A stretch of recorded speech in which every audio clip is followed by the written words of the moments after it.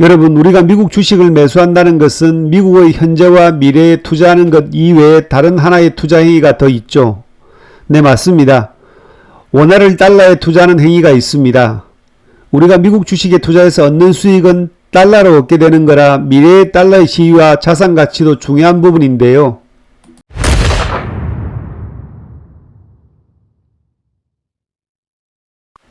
오늘은 미국 ETF 주식 이야기가 아니고요. 최근 중국 국가주석이 중국 상하이 석유가스거래소를 통해 원유 결제를 위안화로 추진하고자 했던 것에 대한 불나방 언론들과 휘발성 강한 SNS상에서 달러 패권의 지위가 무너지니 어쩌니 저쩌니 하는 이야기에 대한 저의 생각을 재미난 만화로 살펴보는 시간 마련했습니다. 영상 함께 해주시면 감사하겠습니다.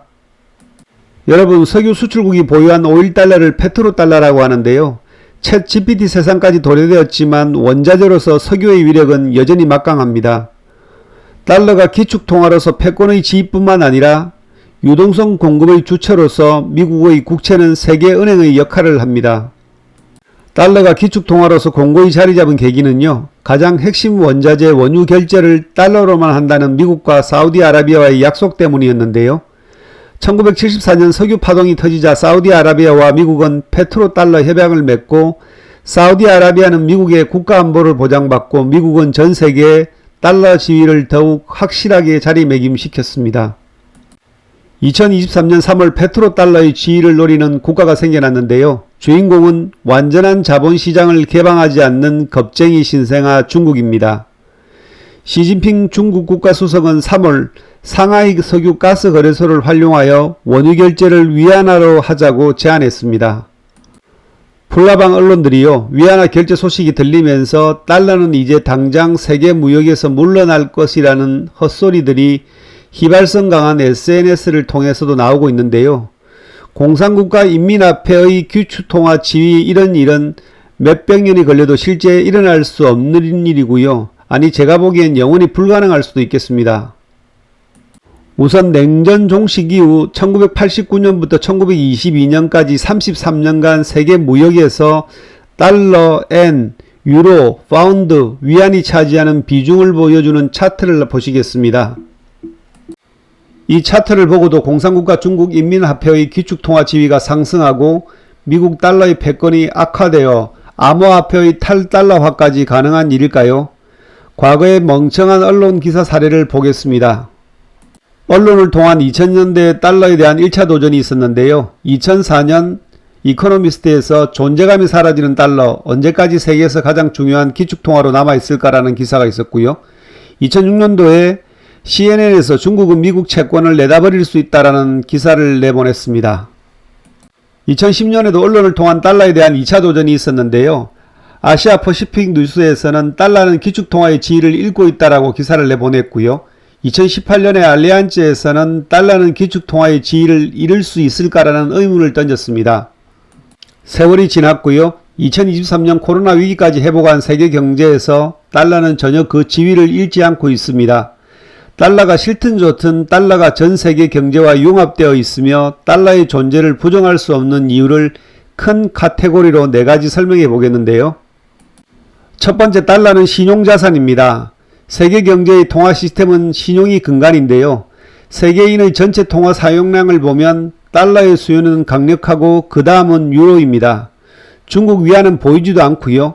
세계인들이 위안화를 통화가치로 믿고 기축통화 자리까지 인정하려면 미국 자체를 제껴야 하는데 이건 불가능해 보이고요.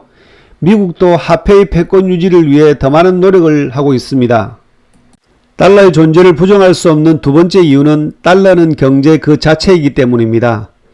달러는 수요와 투자를 촉발시키는 자산이고요. 시장의 위험지수가 올라가거나 불확실성이 높아질 때 가장 선호하는 안전자산으로 더욱 그 가치를 발휘합니다. 미국은요, 주요 선물 거래와 원자재 거래도 달러로만 대부분 결제하도록 만들었습니다. 도표를 통한 기축통화의 수명을 보면요, 포르투갈이 80년간 이어가던 기축통화의 역할이 스페인, 네덜란드, 프랑스로 이어지고 영국이 105년간 기축통화의 역할을 하다가 미국이 바톤을 이어받아 1921년부터 지금까지 세계 기축통화의 수명을 이어가고 있습니다. 중요한 건 미국을 제외한 대부분의 유로 국가들도 여전히 달러의 패권 지위를 인정하고 있다는 겁니다. 세 번째로 우리가 달러의 존재 가치를 부정할 수 없는 가장 강력한 이유는 달러는 세계은행의 유동성으로 저장 가능한 거래 수단입니다. 전 세계 통화량의 60%가 달러에 현재 묶여 있고요.